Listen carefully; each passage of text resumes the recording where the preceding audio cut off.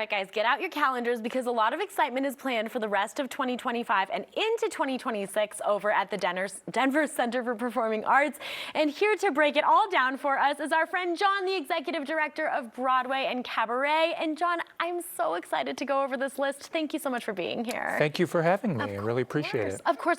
Okay, so you guys have been pretty busy, which is so great. Walk us through some of the shows that are coming to the Mile High City, ones that we really want to, get our hands on tickets for.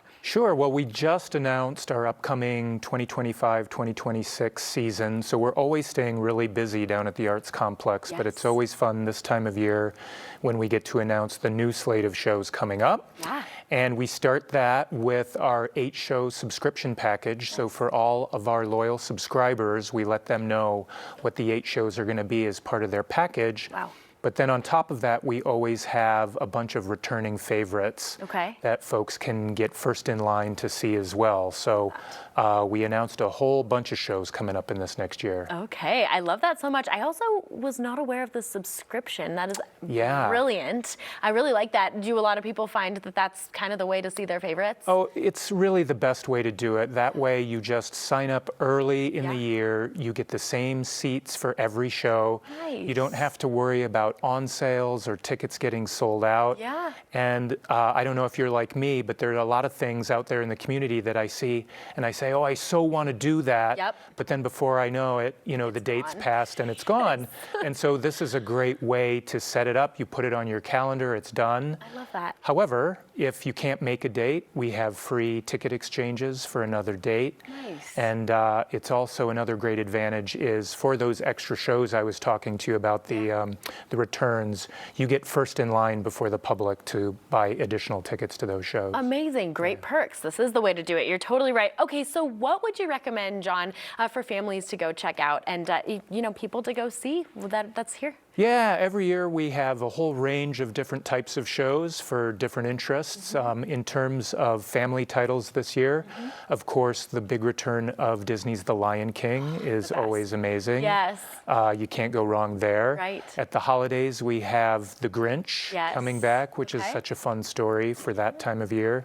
And then I'd always also point out Harry Potter and the Cursed Child. Oh, it's coming! It is coming for 4 weeks in the summer of 2026. What?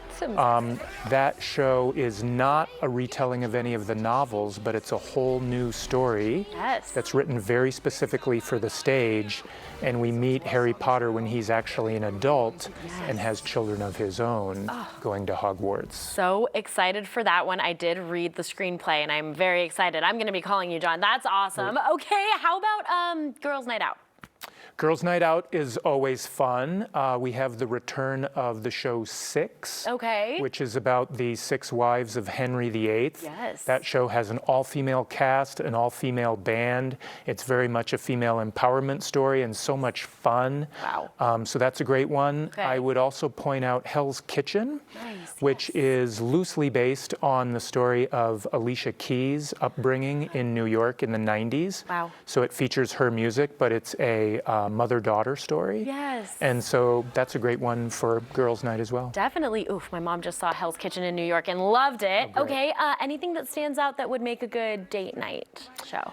Well, I would say date night's appropriate for any of our shows, but thinking about specific themes, of course, we have the return of Phantom of the Opera, which I think is a classic date night for so many people through the decades. I also think about the new musical, The Notebook, which was based on both the book and the film of the same name. A very romantic tale of a couple over the decades retelling their story. So that'll be in December of this year. Okay, all right, and before I let you go, John, I'm a horror buff. What do you have for me? Well, I was thinking about that a little bit. I mean, Beetlejuice. You can't go wrong with Beetlejuice coming back. Beetlejuice has all that horror kookiness to it, that story, but it's also absolutely hilarious. So you sort of get 2 in 1 with that one. I could not agree more. Okay, well, I'm going to be giving you a call. I have a lot of questions about amazing shows coming up. But John, thank you so much. It's always great to have you. Thanks so much for having me today. Of course. All right, guys, a lot to check out. And you can check out the full lineup for the 2025-2026 2026 Broadway season at denvercenter.org. You can also call the box office. That number is 303-893-4100. Break a leg, everybody.